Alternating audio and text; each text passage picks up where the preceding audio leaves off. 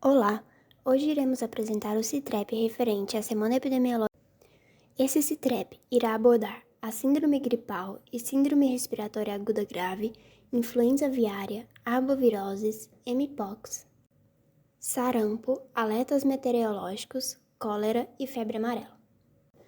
Os atendimentos por síndrome gripal na atenção primária do DF seguem altos, totalizando 5,2 mil atendimentos na Semana Epidemiológica 20, valor que corresponde a mais de 10% do total de atendimentos.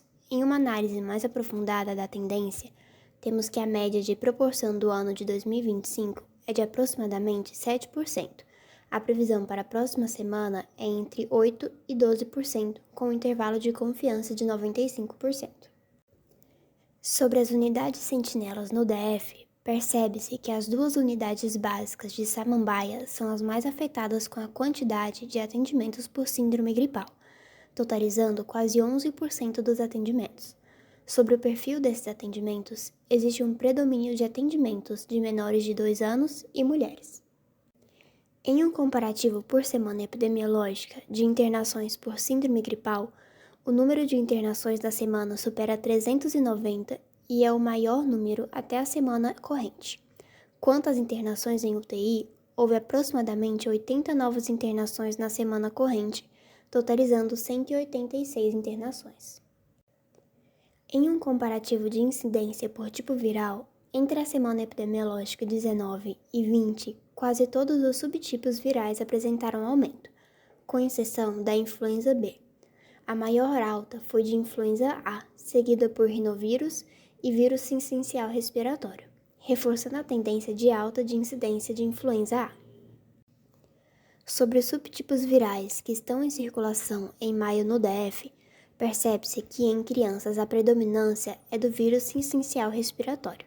Entretanto, outros subtipos virais também afetam a população dos menores de 19 anos, o rinovírus sendo o segundo subtipo que mais afeta as crianças, com 268 casos de síndrome gripal nesse mês, seguido por influenza A, com 190 casos em crianças. Sobre a tendência de esdrague no território, as crianças mantêm a maior incidência e mortalidade proporcional. A mortalidade nesta faixa etária já se aproxima dos níveis observados entre os idosos, com o vírus sincicial respiratório como principal causa de internações e óbitos, seguido por rinovírus e influenza A. Em idosos, a influenza A ultrapassou a Covid-19 como a principal causa de mortalidade por esdrague. Distribuição viral nas últimas 4 semanas. Entre os casos positivos, os vírus mais detectados foram 55% de vírus sincicial respiratório, 30% de influenza A, 16% de rinovírus, 2,6% de Covid-19. Alerta regional. 15 e 14 capitais estão em nível de alerta, risco ou alto risco para esdrague. Cidades como Rio, São Paulo, Porto Alegre e Manaus apresentam um crescimento tanto em crianças quanto em idosos. Em alguns estados, já se observa desaceleração nos casos de vírus sincicial respiratório, mas a incidência permanece alta nas crianças pequenas. Em uma análise de número de casos e risco por região, percebe-se pela análise realizada pelo grupo Infogripe Fiocruz que as regiões com maior atividade, coeficiente de incidência semanal, é boa parte do Mato Grosso do Sul e do Distrito Federal. Sobre a atividade e tendência de esdrague no Brasil, a maioria dos estados estão em risco ou em alto risco com probabilidade de aumento. O DF apresenta uma tendência a longo prazo de estabilidade. Entretanto, os coeficientes de incidência estão elevados de forma importante no estado. Nas últimas 8 semanas, os dados apontam uma tendência preocupante na faixa etária de crianças menores de 2 anos. A mortalidade por Covid-19 nesse grupo cresceu 50% de uma semana para a outra, passando de 0,2 para 0,3 por 100 mil habitantes. A incidência segue concentrada nesse público, com uma média de 40 casos por 100 mil habitantes por semana epidemiológica, muito acima das demais faixas etárias. Apesar do número absoluto de óbitos ser baixo, o crescimento percentual acende um sinal de alerta, especialmente considerando a vulnerabilidade imunológica dessa população, Já nas demais regiões, observamos uma estabilização geral nos casos e na mortalidade. Quanto à incidência do Covid-19, na semana epidemiológica 17, o Distrito Federal voltou a acender um sinal de alerta ao registrar mais 2 óbitos por Covid-19 e 65 novos casos. Com isso, o DF ultrapassa a marca de 237 casos por 100 mil habitantes, um dos maiores coeficientes de incidência do país, acima da média nacional e da grande maioria dos estados brasileiros. Centro-Oeste lidera em número de casos proporcionais à população, com o maior coeficiente de incidência entre as 5 regiões. Mas o destaque negativo vai além. Estados como Acre, Tocantins, Espírito Santo, Roraima e, novamente, o DF apresentam mais de 200 casos por 100 mil habitantes. O caso mais extremo é o do Acre, que atinge um patamar crítico de 536 casos por 100 mil habitantes, indicando uma intensa circulação viral e reforçando a necessidade de atenção dos serviços de vigilância e assistência em saúde.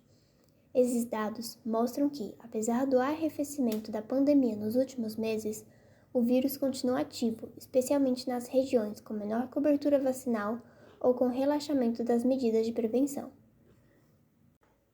No que se refere à influenza aviária de alta patogenicidade, nos Estados Unidos, o total de rebanhos afetados é de 1.067. Houve um aumento de 1,1% em relação à semana epidemiológica anterior. A Califórnia continua sendo o estado com maior número de casos, 766. Idaho ultrapassou o Colorado em número de casos e até o momento apresenta 101 casos, com um crescimento de 10,9% em relação à semana anterior. Por fim, o Colorado segue com um total de 64 casos. Até o momento do mês de maio, são 5 casos.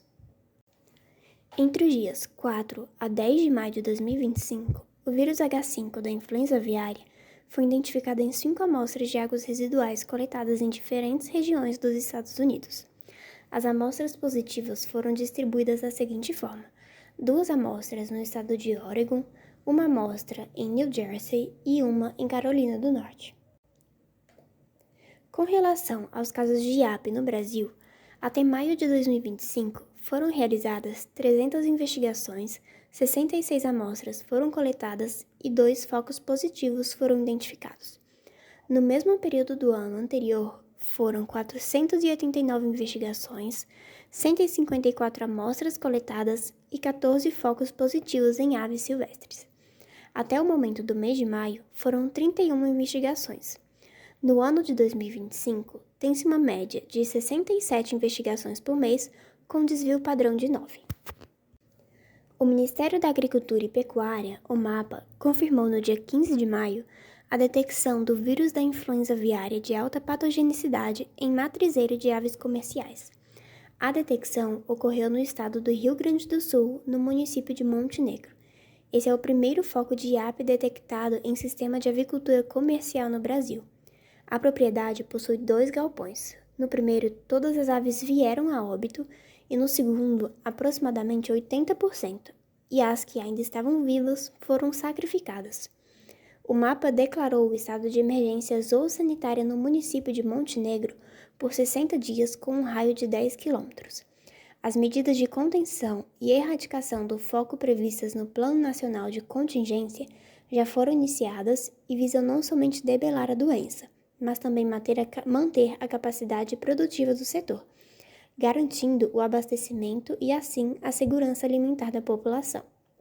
As exportações de aves brasileiras foram suspensas para a União Europeia, China e Argentina. O MAPA alerta que essa doença não é transmitida para humanos pelo consumo de carne e ovos. O estado de Santa Catarina decretou alerta máximo de biosseguridade. Na semana epidemiológica 19 de 2025, foram realizadas 9 investigações e 2 amostras foram coletadas, com 2 focos positivos, sendo um em Monte Negro, como citado anteriormente, e o segundo em Sapucaia do Sul, no Rio Grande do Sul. A gripe aviária foi confirmada no zoológico de Sapucaia do Sul, no Rio Grande do Sul, causando a morte de mais de 90 aves silvestres, incluindo cisnes, marrecos e patos.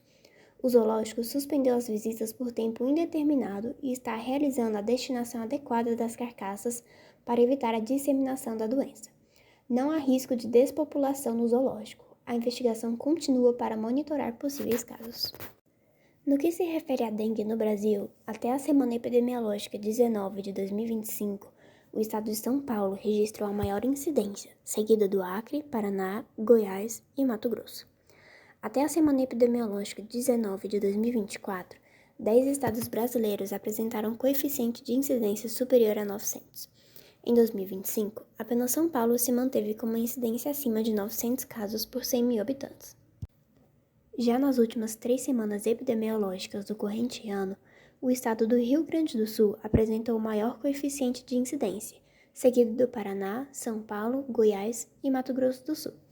A maioria dos estados da região Sul, Sudeste e Centro-Oeste apresentaram coeficiente de incidência abaixo de 50 casos por 100 mil habitantes, assim como nos estados da região Norte e Nordeste.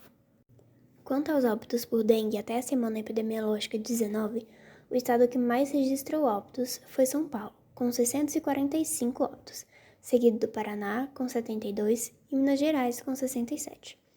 Uma vez que o estado de São Paulo possui o maior número de casos acumulados de 2025, é também esperado que apresentem o maior número de casos. Quanto aos óbitos registrados nas últimas 3 semanas, os estados com maiores estatísticas foram São Paulo, que registrou 7 óbitos, Rio Grande do Sul, com 4, e Paraná, com 3. Falando agora sobre a letalidade em casos graves, apesar do estado de São Paulo ser o que apresenta o maior número de óbitos registrados nas últimas 3 semanas, a maior letalidade em casos graves foi registrada nos estados de Alagoas, Mato Grosso do Sul e Pernambuco. Se tratando da chikungunya, até a Semana Epidemiológica 19, o Brasil apresentou cerca de 88 mil casos prováveis e 75 óbitos confirmados, 5 a mais do que na semana anterior.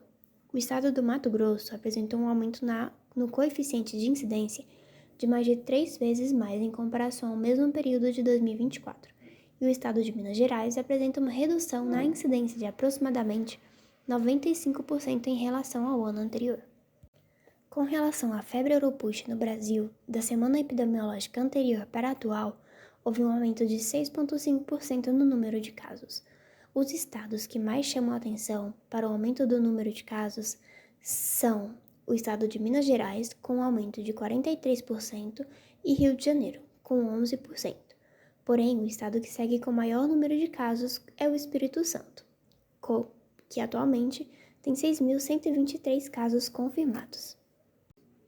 A quantidade total de casos atualizados para a semana epidemiológica 20 está menor do que no mesmo período do ano anterior, porém o ano de 2025 até o momento atual apresenta 72% do total de casos do ano de 2024. Em relação à situação de mpox no mundo, da semana epidemiológica 19 para a semana atual, foi observado um aumento de 19,6% nos casos confirmados em laboratório e um aumento de 8,8% nos óbitos. Os países com maior acometimento continuam sendo República Democrática do Congo, Uganda e Burundi, mas com um destaque especial para a Serra Leoa, que apenas no ano de 2025 já acumula mais de 2.000 casos. Quanto à situação na África, a República Democrática do Congo segue sendo o país com maior número de casos confirmados, sendo 7.474 até o momento. Nas últimas 3 semanas, a República Democrática do Congo foi o país que mais notificou, sendo 1.673. E o país com maior registro de óbitos neste mesmo período foi a Serra Leoa, com 11. Porém, o país africano com maior notificação de óbitos desde o começo da epidemia é a Uganda. O Brasil possui no ano de 2025 447 casos confirmados de mpox, 328 casos suspeitos e 38 casos prováveis e 1 óbito. A grande maioria dos casos acontece em que pessoas do sexo masculino que estão na faixa etária entre 30 a 39 anos, seguida da faixa etária de 18 a 29 anos. Em relação à febre amarela na América do Sul, os dados não são atualizados desde o dia 6 de maio e permanecem com as mesmas informações, sendo no total 269 casos distribuídos na região das Américas. Quanto à situação da cólera na Angola, até o momento de 2025, são 20.879 casos, com 628 óbitos. Desses óbitos, 38% são intra-hospitalares e 62% são extra-hospitalares. Ainda tem-se uma letalidade média de 3% durante todo o ano. As províncias com maior letalidade são Lunda Norte, com 4,3%, e Bengo, com 3,9%. Quanto aos casos de sarampo nos Estados Unidos, até o momento de 2025, foram registrados 1.024 casos de sarampo. Quando comparado ao total de casos da semana anterior, observou-se um aumento de 2,2%. Os casos confirmados até o momento de 2025 estão distribuídos em 31 estados. Desses, 128 foram hospitalizados e permanecem 3 óbitos registrados. Em relação aos casos mensais, o mês de maio até o dia 17 já são 22 casos confirmados. A distribuição por faixa etária permanece a mesma, com a maior parte dos casos concentrados entre indivíduos de até 19 anos. Ainda, 96% dos pacientes não eram vacinados ou possuíam situação vacinal desconhecida. Quanto ao alerta meteorológico, há previsões de fortes chuvas para a região litoral leste do Rio Grande do Norte e toda a faixa litorânea da Paraíba e de Pernambuco. Chuva entre 30 e 60 milímetros por hora ou 50 e 100 milímetros por dia, ventos intensos de 60 a 100 quilômetros por hora. Risco de corte de energia elétrica, queda de galhos, de árvores, alagamentos e de descargas elétricas. Obrigada por assistir até aqui. Os autores são Clara Feitosa, Fernanda Pinheiro e Ana Lins, João Vitor, Camila Araújo, Márcio Luiz e como revisor, Jonas Lotufo Brant.